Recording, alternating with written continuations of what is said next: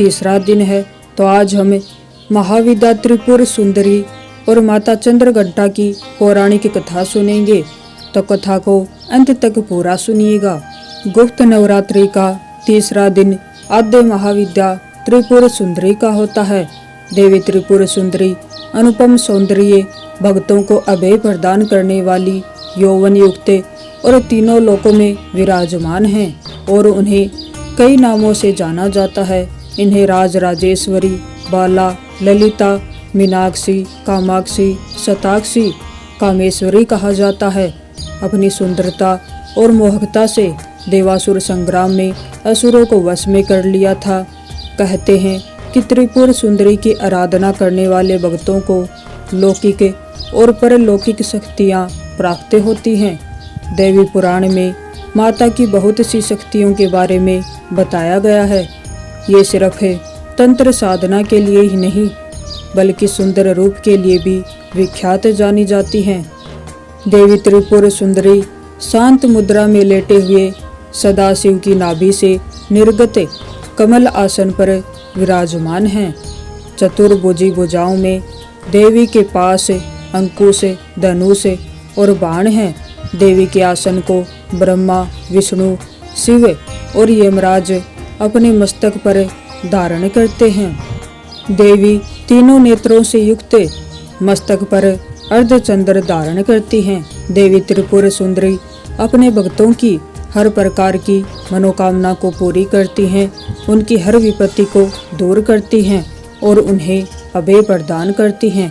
कहा जाता है कि देवी त्रिपुर सुंदरी की पूजा करने से आत्मिक बल, यश और कीर्ति की प्राप्ति होती है।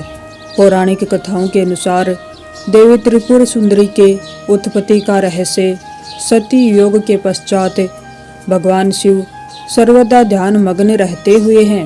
उन्होंने अपने संपूर्ण कर्म का परित्याग कर दिया था, जिसके कारण तीनों लोकों के संचालन में व्याधि उत्पन्न हो रही थी। उधर तारकासुर ब्रह्मा जी से वर प्राप्त कर लिया कि उसकी मृत्यु शिव के पुत्र द्वारा ही होगी। समस्त देवताओं ने भगवान शिव को ध्यान से जगाने के लिए कामदेव को कैलाश भेजा।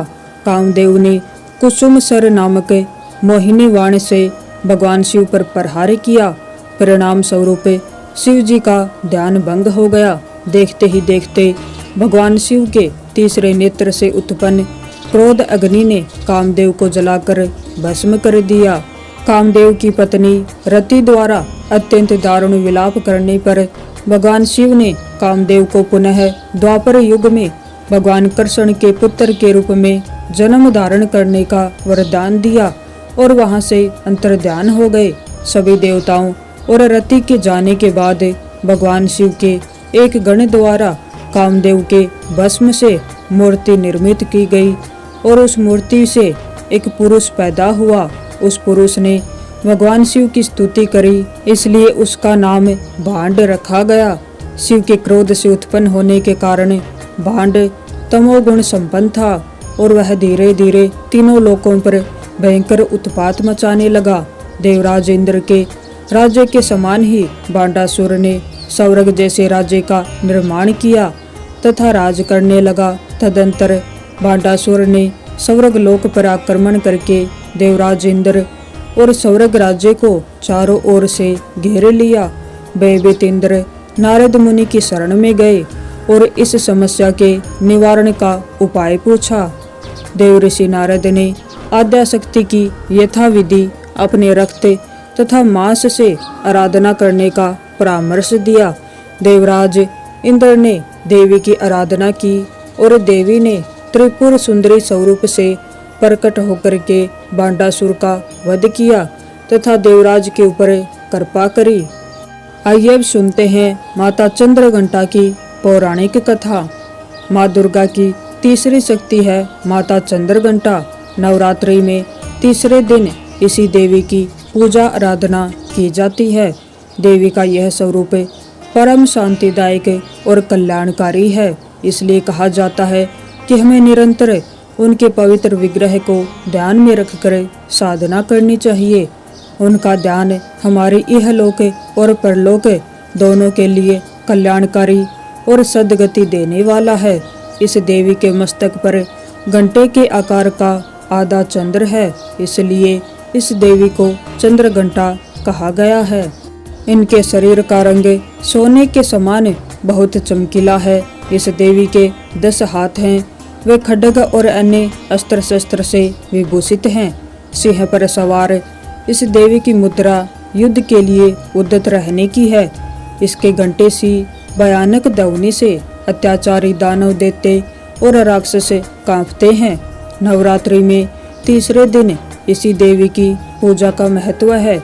इस देवी की कृपा से साधक को अलौकिक वस्तुओं के दर्शन होते हैं, दिव्य सुगंधियों का अनुभव होता है और कई तरह की ध्वनियाँ सुनाई देने लगती हैं।